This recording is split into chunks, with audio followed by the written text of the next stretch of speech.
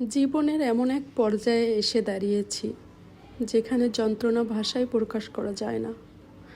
বাহির থেকে সব কিছু স্বাভাবিক মনে হলেও ভেতরে প্রতিটি মুহূর্ত যেন এক একটা যুদ্ধ। এই যন্ত্রণা কাউকে বোঝানো যায় না, কারণ এটা অনুভবের, এটা হৃদয়ের গভীর ক্ষতের। একটা সন্তান অসুস্থ হলে পৃথিবীর সব সুখ যেন থমকে যায়। একজন মা তখন আর শুধু মা থাকে না, সে হয়ে যায় প্রহরী, সে হয়ে যায় নির্ঘুম এক যোদ্ধা। সন্তানের প্রতিটা নিঃশ্বাসের সাথে তার নিজের প্রাণও যেন ওঠানামা করে।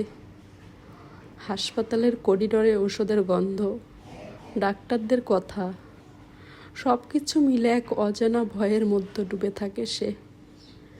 মানুষ হয়তো বলে সব ঠিক হয়ে যাবে, কিন্তু একজন মা জানে প্রত্যেকটা সেকেন্ড কতটা কঠিন। এই কষ্ট শুধু এক মাই বুঝতে পারে, কারণ সন্তানের ব্যথা মায়ের হৃদয়ে দ্বিগুণ হয়ে বাজে।